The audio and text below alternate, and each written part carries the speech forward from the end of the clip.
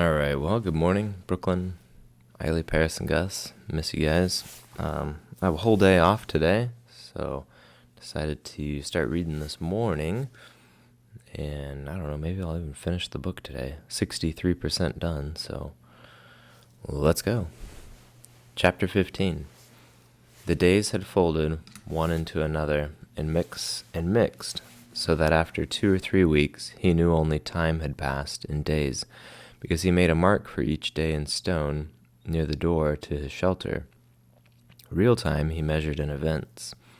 A day was nothing, not a thing to remember. It was just sun coming up, sun going down, some light in the middle. But events were burned into his memory, and so he used them to remember time, to know and to remember what had happened, to keep a mental journal. There had been the first day of meat.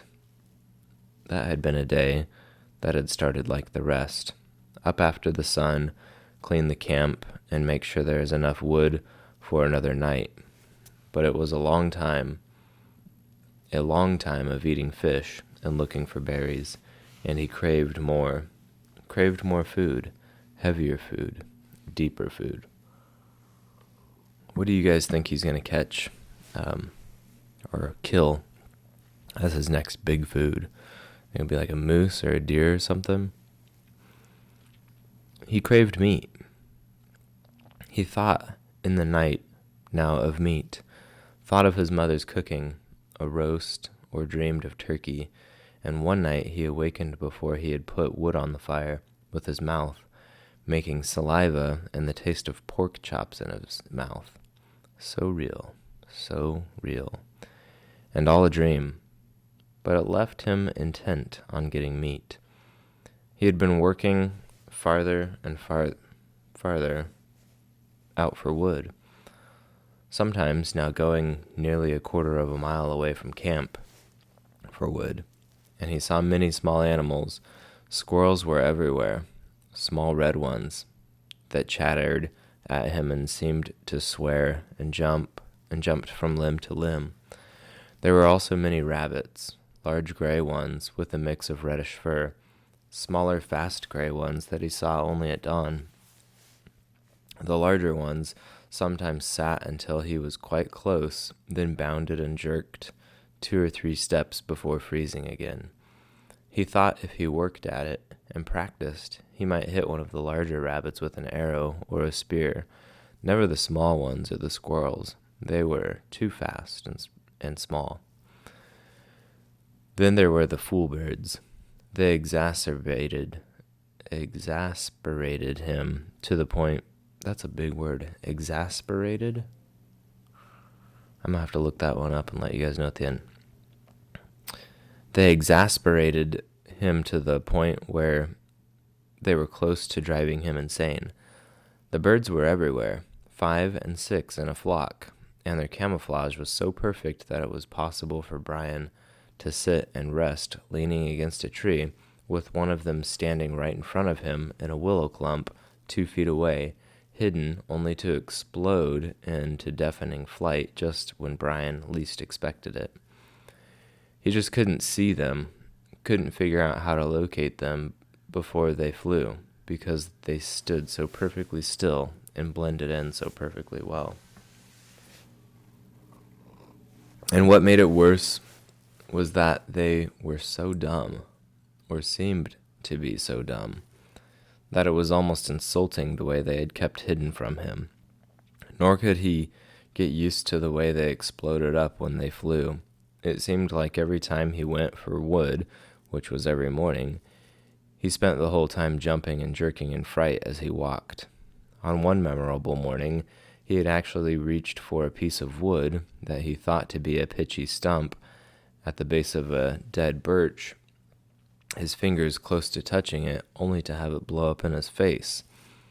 But on the day of first meet, he had decided the best thing to try for would be a fool bird, and that morning he had set out with his bow and spear to get one, to stay with it until he got one and ate some meat.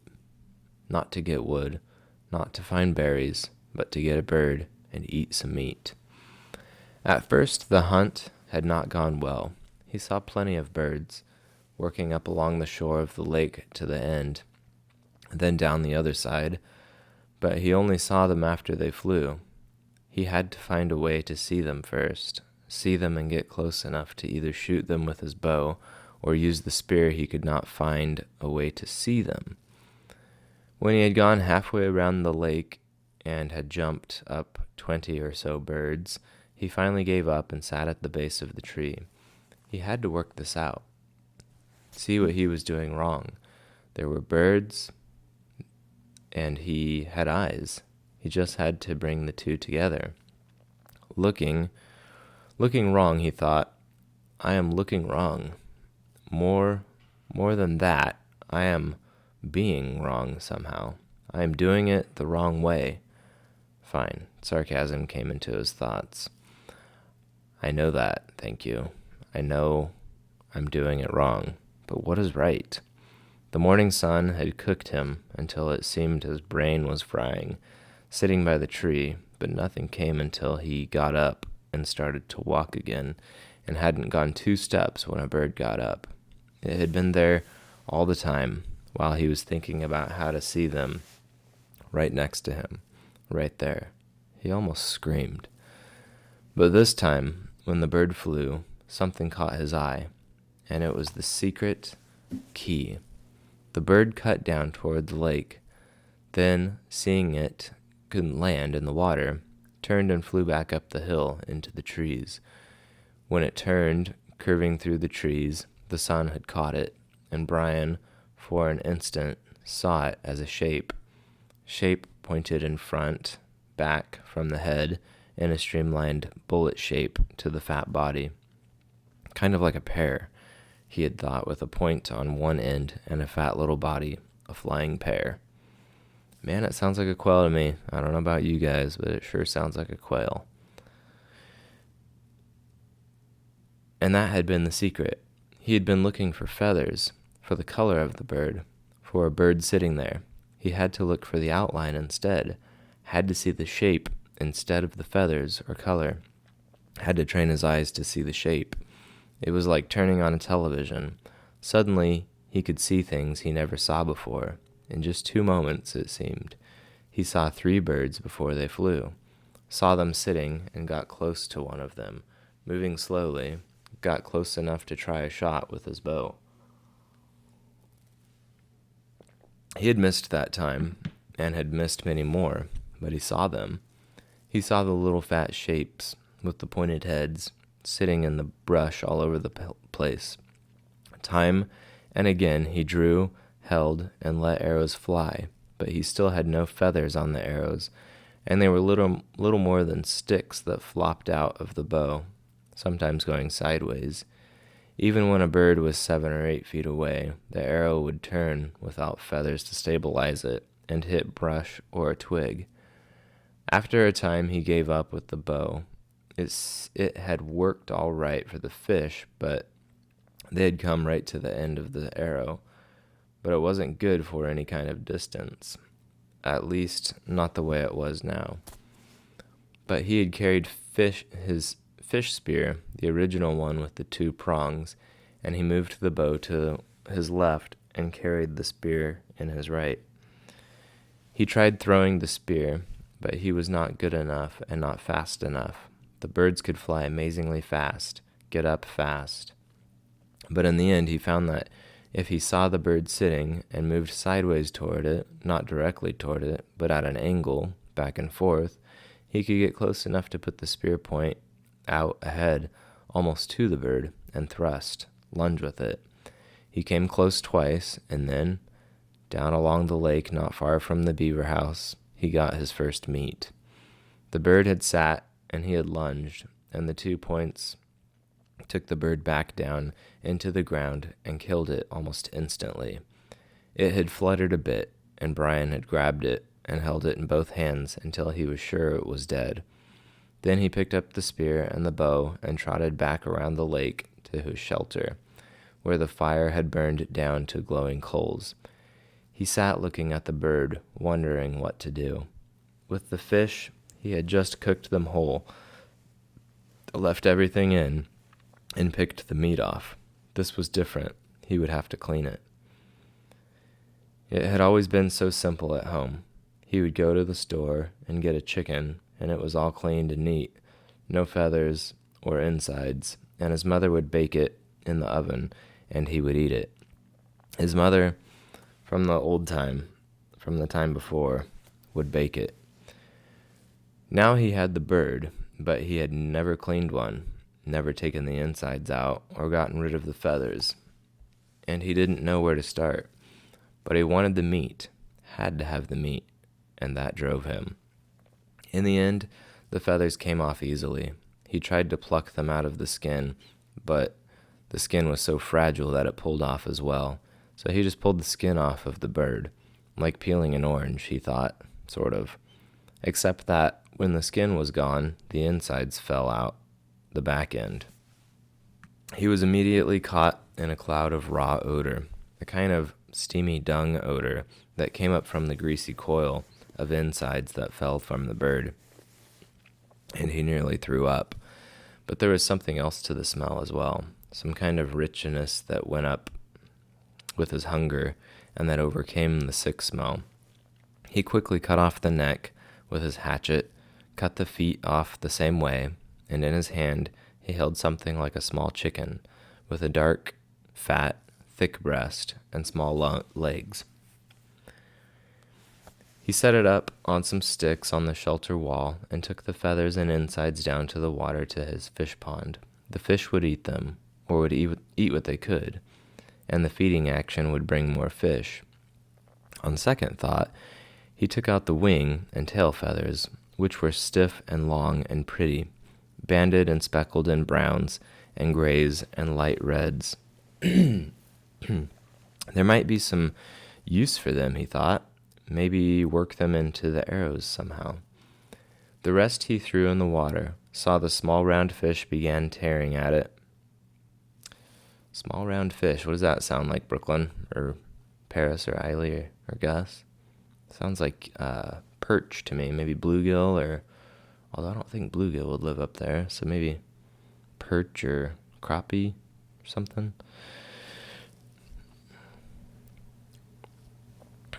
The rest he threw into the water and saw the small round fish begin tearing at it, and washed his hands.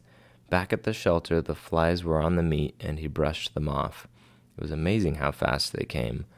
But when he built up the fire and the smoke increased, the flies almost magically disappeared. He pushed a pointed stick through the bird and held it over the fire. The fire was too hot. The flames hit the fat, and the bird almost ignited. He held it higher, but the heat was worse, and finally he moved it to the side a bit, and there it seemed to cook properly, except that it only cooked on one side, and all the juice dripped off.